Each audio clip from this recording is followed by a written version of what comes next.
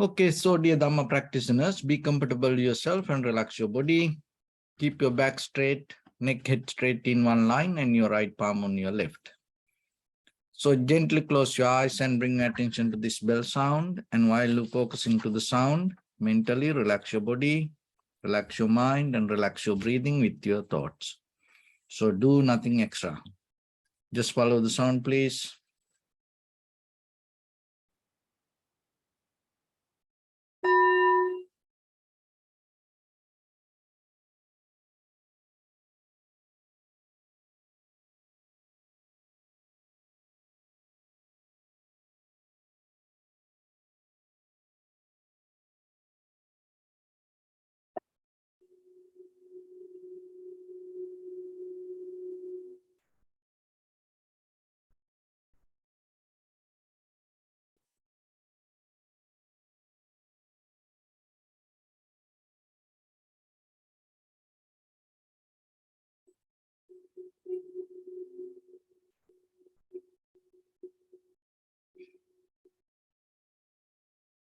Namo tassa bhagavato arahato samma sambuddhassa.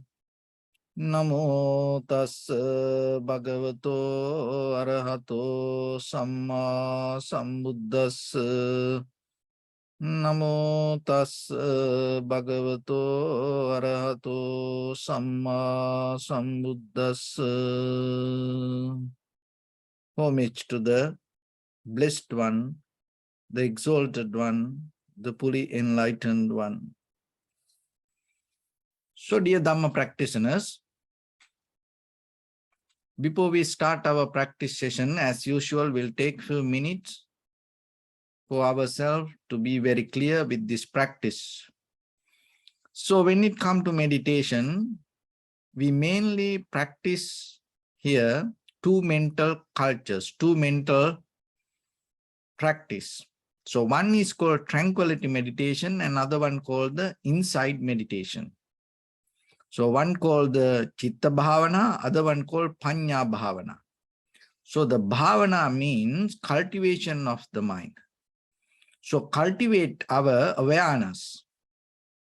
And why our awareness need to cultivate? Because out of the awareness, you can eradicate the greed, hatred, and the delusion. And you can suppress it out of the loving kindness, compassion, generosity. But to get out of this all, you have to have the awareness. So another way, it's kind of like a purifying ourselves.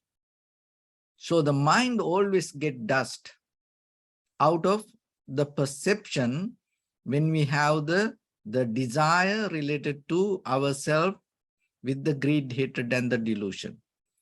So when the perception get dusty, and out of that, what happens, that whatever our bodily, verbally, mentally, or the reactions, it's not going to become profitable for us. So it become unprofitable.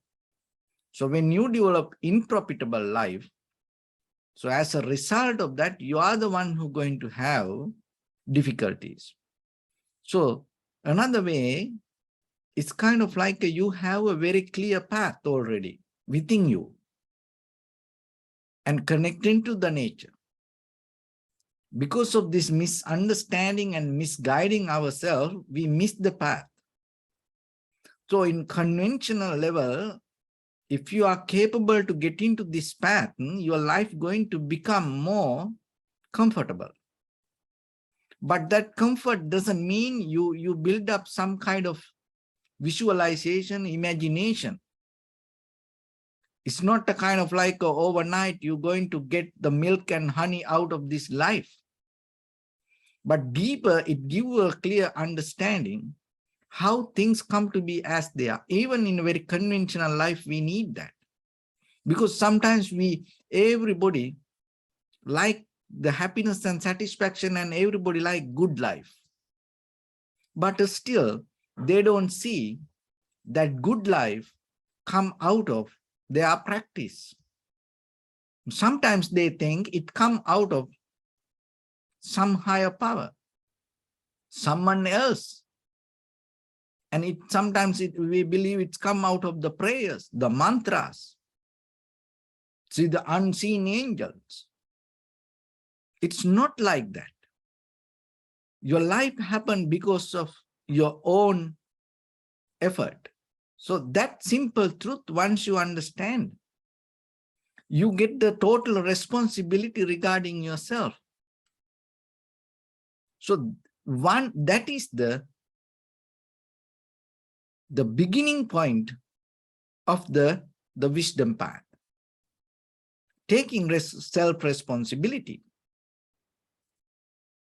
So otherwise people like this, everything, if it is happened in a good way, and sometimes we have more positive thinking and believing about something, and sometimes even we count on our own past.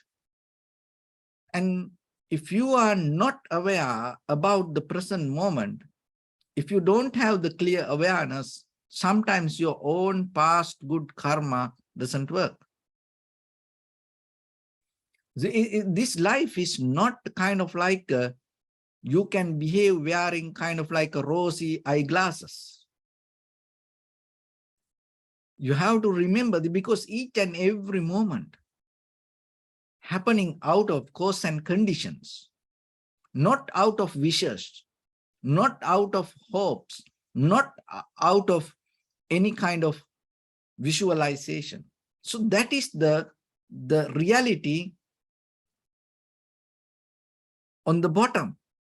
So if you know that, you start to work. If you know that, you become more careful.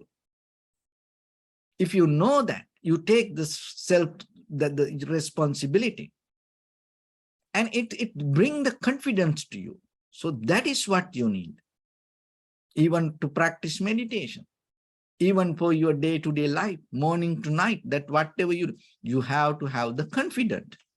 So that confidence, when we look at the human history, we took that confidence in different ways.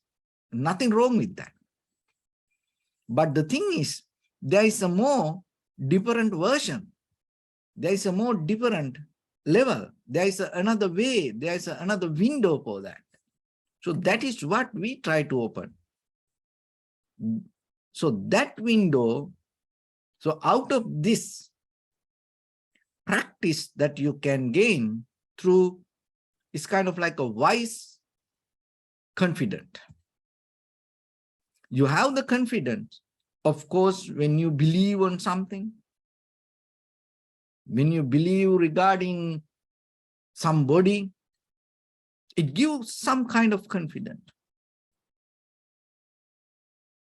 And maybe things work for you, but it's not going to happen every day. It's not going to happen all the time.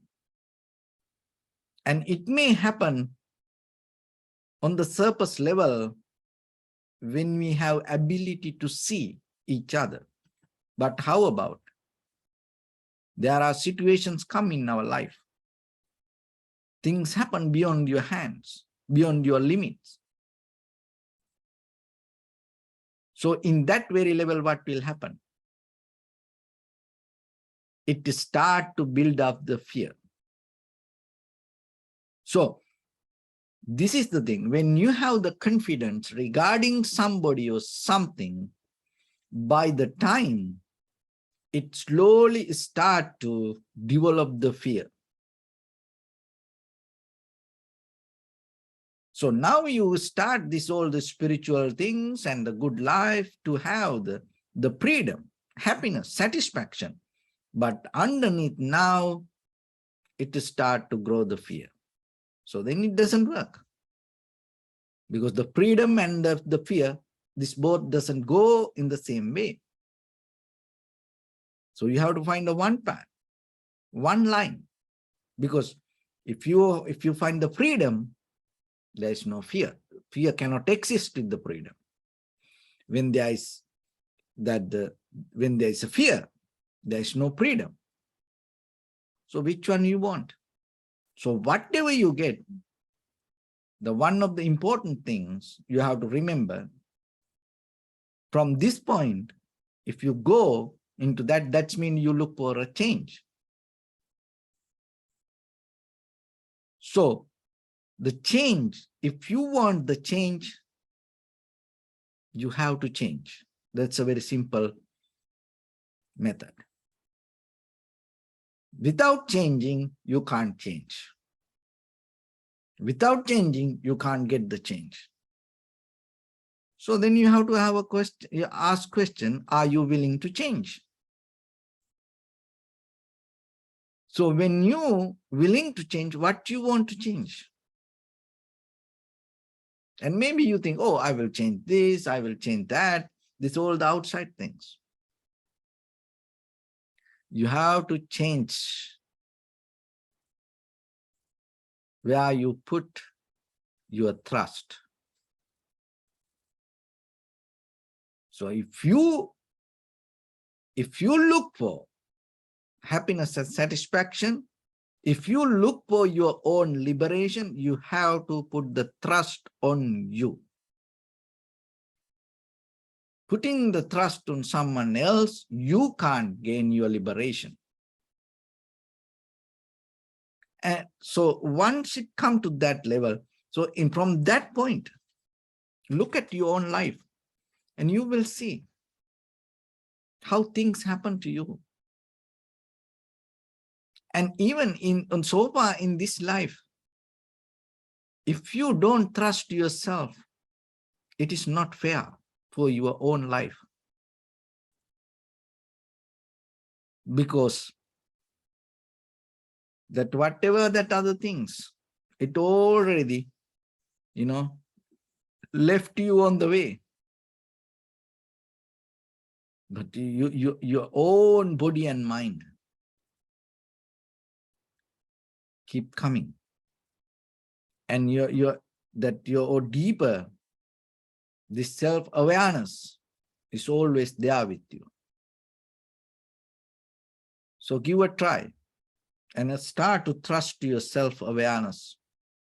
And then you will see around you everything going to become very clear. Because this self-confidence is very necessary. Without that, you can't go forward. Because when we go into deeper, this inside meditation, that means you start to see your own life, your own mind, your own thoughts. It's very dark, unclear, tangled. And the only thing that your self-awareness, self-responsibility, confidence will help you to go through that. Otherwise, somewhere, somehow, you're going to give up. You just kind of like, you don't have enough power or the strength. But now when you put the confidence on you, and out of that, when you develop the practice, what will happen? You build up this wise, confident, and day by day through your own practice, bring the clarity to yourself, and that clarity become inner light. So there was in a Zen temple, like 500 monks living in a temple. So there was a young boy came and met the high priest and told, "Oh, Venerable Sir, I want to become a monk. I want to learn and I want to find the liberation." So the monk told, "So then you have to work so hard and you can't depend on anybody. And so are you willing to practice like that?" The guy told, "Of course, I don't have my parents, I don't have any siblings, and so I give up everything and came, and nothing to worry. So I want to get something good from my life." So then he agreed. So then he became a monk. And the very next day, now that he thought he going to receive some kind of teachings from this high priest. So what the high priest told? High priest told, "So now You have to take care of these 500 monks. And you have to cook and cook rice and all other curries and everything, and you have to take care. And then he became kind of like a, temple cook. It's very hard, And when in the monks' school, we used to cook, every day. It's not easy, And it's not like that nowadays we have gas, you know, electricity.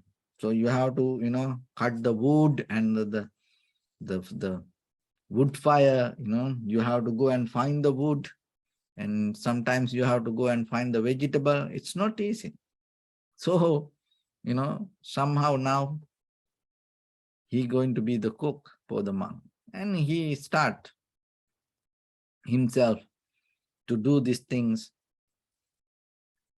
And then after 1 week, he thought now he going to get the teachings.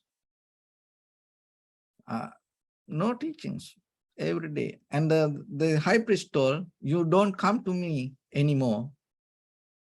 At the right point, I will come to you. So do you just take care of the monks? So now he can't go and ask. And now he's, sleeping in the kitchen area, and no one talked to him that much. He became kind of like so silence. So by the time what happened? No one to talk and nothing to talk. He has duties to take care. So by the time now he start to show his own mind, and blah, blah, blah, blah, all the la la land thoughts come to him, But by the time he saw that thoughts come and it disappear, thoughts come and itself disappear, he didn't worry that much. So he knew that whatever come to his mind, there's nothing to bother, it going to go itself. So then by the time his mind became very clear, because he not addressing to thoughts. So now it took kind of like 5 years. He just keep cooking, but he deeply went to observe the mind, and now he see very clearly that his thoughts arising and disappearing. And by the time now, he got the direct perception, with eye, ear, nose, tongue, body, mind. When the objects come, the recognition come without like a less thoughts. So out of that, he got the clarity. But still, he's cooking. So then by the time what happened, the high priest was ill, and then he ready to pass away. And he made an announcement. So I'm going to hand over my position to if anyone willing to accept, but that person need to be so wise and know about the mind. So then what happened? There were many, many scholars, because 500 monks. And then there was a very famous scholar, and he very good with the sutras. And so everybody, knew he's a very wise person. So what happened? The high priest told, whoever willing to take over my position while I'm sleeping here, write down your wisdom on this door. And he kept a place. And then I will see and call upon him. So by the time this wise teacher, the professor, one day at night went and wrote something. So about the mind. Mind is, with full of thoughts, it's a full of dust, out of the practicing meditation, you can bring the clarity, the purification, so kind of like that. And then early in the morning, the high priest opened the door and saw somebody wrote something. And then that day evening, call all the 500 monks. And first he blamed, who is this idiot? Who is this foolish man wrote this? And then that the professor was kind of like, disappointed, and he had the doubt what he wrote was not right. And he didn't accept that he's the one who wrote that. He was so silenced. And then what happened? So then now, the test failed. And then no one know who wrote that. So then after a few days, there were two monks were talking about this. And then the monk who used to cook, he heard this conversation and he laughed. And then these two senior monks were so mad. Why you laughing? Because, when the senior monks having conversation now about this, all this mind and the philosophy and, the meditation, this, cook, come and laugh. It's kind of like insulting to their conversation. And ask, do you know anything better than that? Why you laugh? So then this monk told, I know something, but I don't know how to write. So if you can write for me, I will tell that. So then these two monks told, are you willing to write your name? Oh, of course, write my name. I am willing to take it. So these two monks went to the door and wrote something, and mind is blah, blah, blah, and the mind is this, the full of thoughts, and you can gain the purification. But remember, there is no mind. Once you understand that, your purification happens. And then he put his name. So then the high priest opened the door and saw. And that day evening, high priest, went to see this monk who used to cook, and met him and told, you understood this Dharma, but anymore, don't stay here. As soon as possible, you leave the temple, because you understood it and you are here. And with these scholars, you can't live here. They not allow you to live, because in this society, the people always compare. And when they go with too much informations, they don't understand what is Dharma. So then he gave the permission to leave to this monk, young monk, and he left the school and went to the forest and start himself to practice meditation little by little, little by little.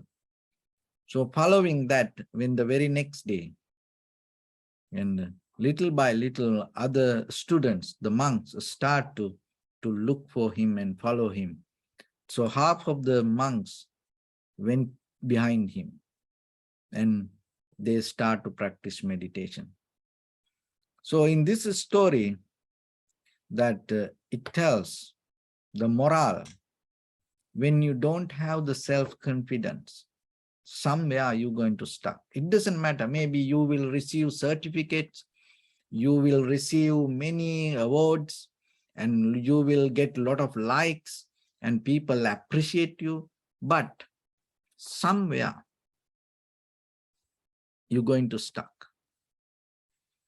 That in the very first level, what's going to come against you? Fear. Fear is the barrier. See that what happened to that the senior monk professor. He was afraid and thinking, oh, that maybe what I wrote is not right. So when you know something, wisdom, the power of the wisdom is, it will take you out of the fear. So that's why, if you look for the freedom, if you look for get out of the way to get out of the fear, don't try to fight with that. Don't try to be strong and try to fight with it. No, fighting with that, you can't win the world. Look at the world, and when we fight each other, then other person becomes so strong sometimes. And whoever the strong person going to win. So forget about fighting with the fear. Be wise. Because when you become wise, naturally, the fear going to disappear. So otherwise, it's going to be somewhere. So mostly what we does, when you have money, when you have jewelries, when you have wealthy things, what happens? You have the fear. So what you do? You start to put cameras, more, locks, gates, and maybe everywhere you hide, little things, weapons, knife, iron bars, even little things. You think, oh, this will be a good thing in case somebody come and take my money, kind of like that. You try to fight with that. It doesn't work.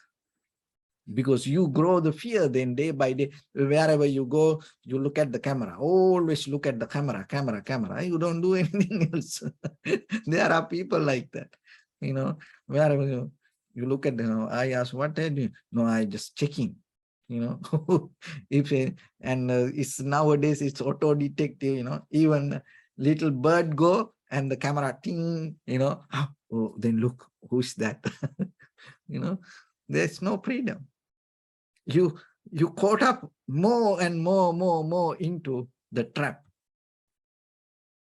So that's why, be wise. Because when you become wise, wealth is not going to become a problem. Money or other things is not going to become a problem. Society, even the people, not going to become a problem. When we not become wise, remember, your own shadow can become a demon to you. That's how it is. It's the very nature of this. So that's why this wisdom is very necessary. But it is very important how we gain that wisdom, because sometimes we misunderstand this wisdom. We think it is the knowledge. Knowledge is not here what we talk about. Knowledge, more than any other time we have the knowledge. But look at the people, they have the fear more than any other time. So the knowledge is not here wisdom. Wisdom come out of through practice, self-awareness, recognition. That is what you need. So then you have to invest your time for that, day by day. Then you will see by the time that most of things in our mind, and it's not that much important things. But for the moment we think, oh, it should be like this, like that. So then it's kind of like you can gain partial liberation in this conventional life. It is very necessary. So I teach you something, because it need, when you transform the completely, it is different, but partially in this conventional life, how you can understand something about this true reality. So as example, it like this. Just imagine that you think you need something, you need to buy something. And If you cook, maybe you want a very good Japanese knife. You like it. Oh, I want it.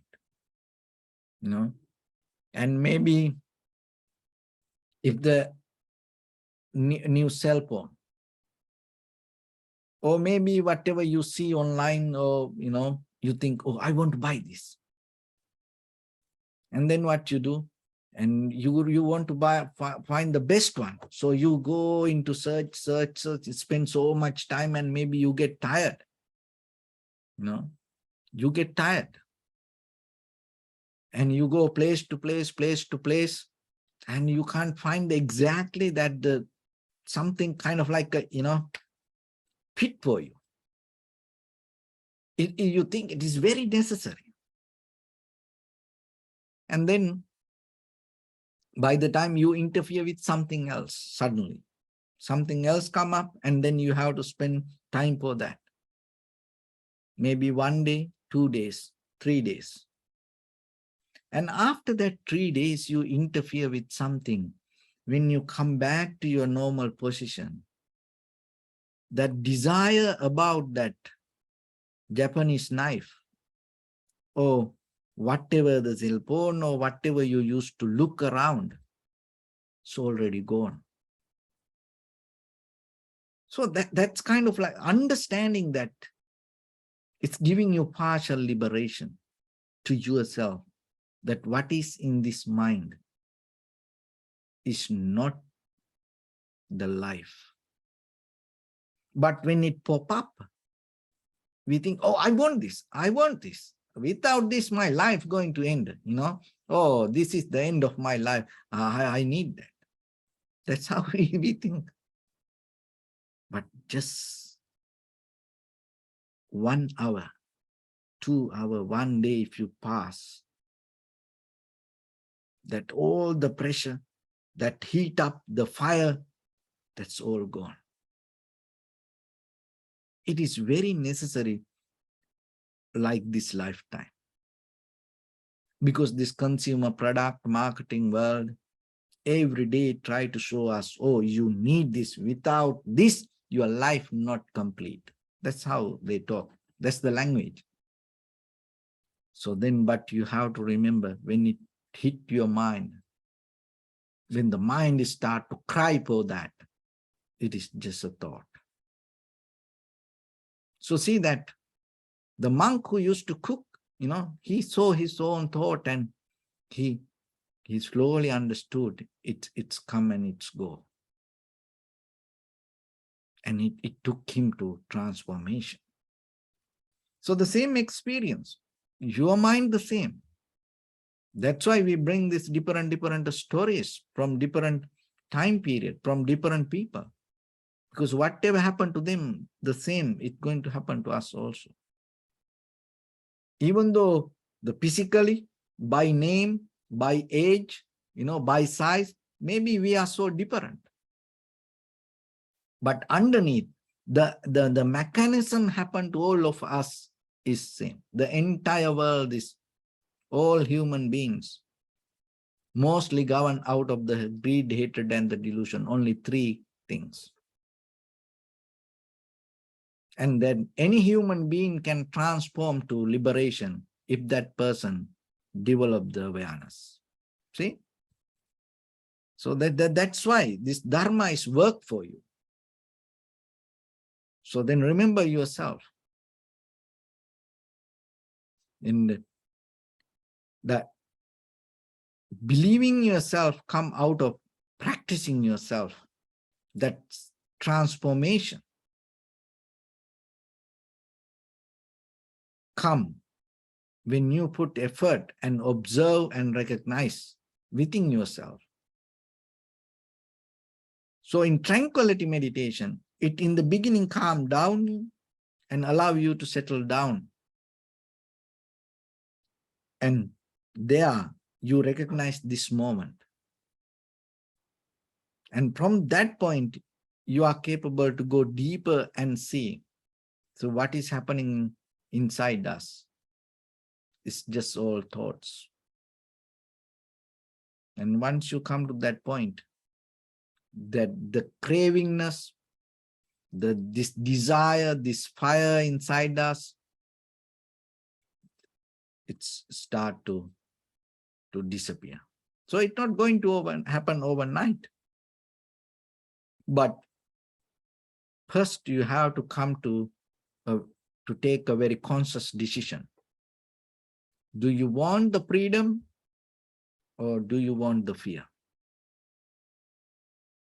That is the place it's going to decide which direction you should go. So if you go in the fear path, it may look easy, but you have to sacrifice a lot every day. And even though you go to the freedom path, you have to sacrifice a lot. This both sides always have to sacrifice, but you have to remember, end of this, if you go through the fear path, there is no end. But if you go through the freedom path, one day it gives you a liberation. So it is your choice. So with that, let's get into practice a little bit now. Your right palm on your left and neck straight in one line, and be comfortable with your posture. So bring your attention to your body and scan head to toes yourself and say Sopatveva, or may I be well and happy 3 times.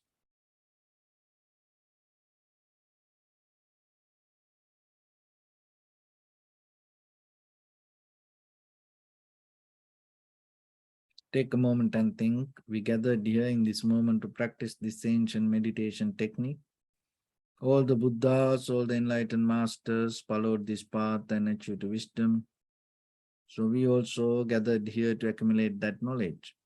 In this moment with this sitting, may my body become more comfortable, may my breath be more smooth, may no difficulties come to me, may all the success come to me. Also think for a moment, this is the last moment we're spending in this very lifetime, and detach your mind from all your past memories and as well as any kind of future thoughts. Just try to remain in the present moment, observing the sensation of your inhalations and exhalations.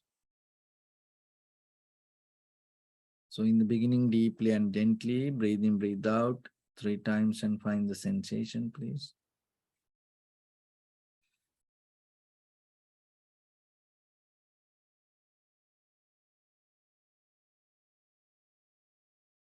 And allow your inhalations, exhalations happen itself. When it happens to the sensation, recognize it. Do nothing extra.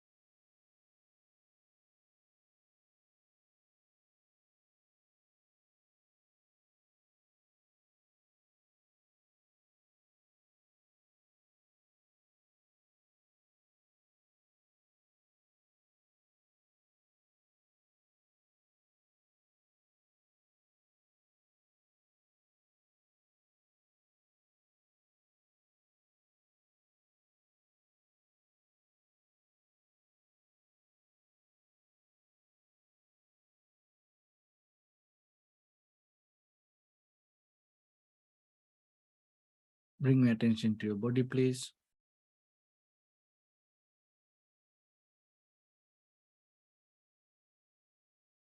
Observe your posture.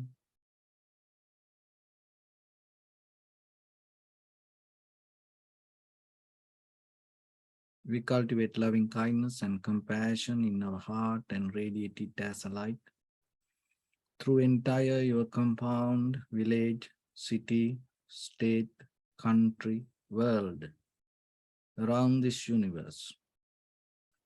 Also as far as you can through galaxies, other planets, stars. Reminding yourself like this.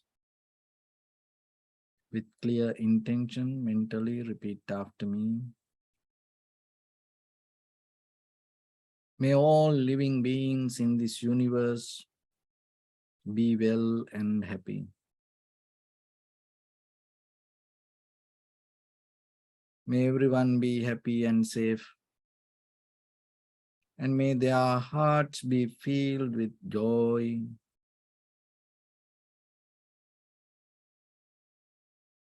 May all living beings live in security and in peace.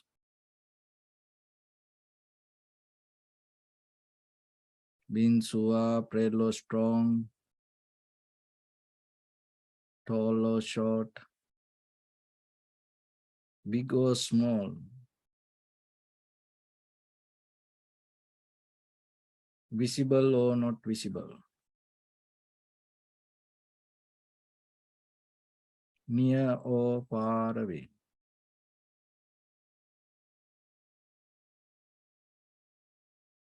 Already born or yet to be born.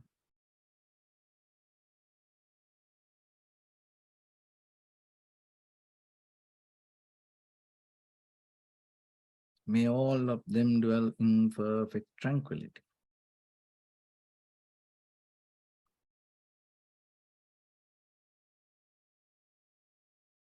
Let no one do harm to anyone.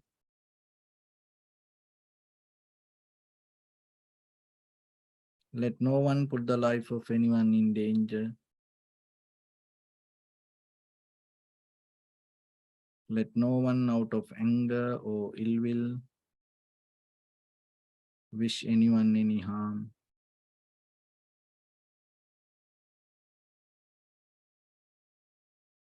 Expand the loving kindness and compassion beginning from your heart.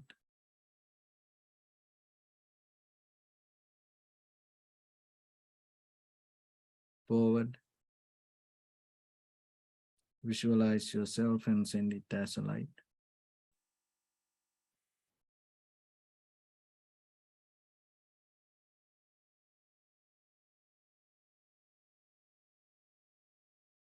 To your backside.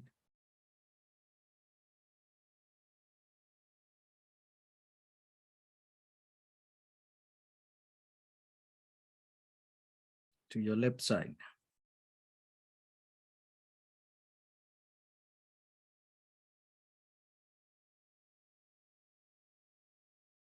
And to your right side.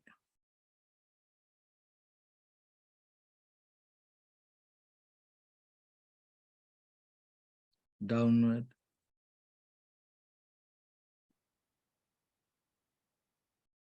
And upward.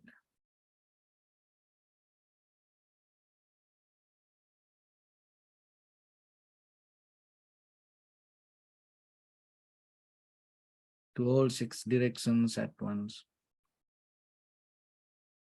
Like the moon, the sun, spread the light, spread the energy, without any condition, without any limitation, without any resistance or without any judgment. Let your heart to shine with the loving kindness and compassion from the bottom of it, with the maximum effort to the highest. Wishing yourself, may all living beings in this universe be well and happy.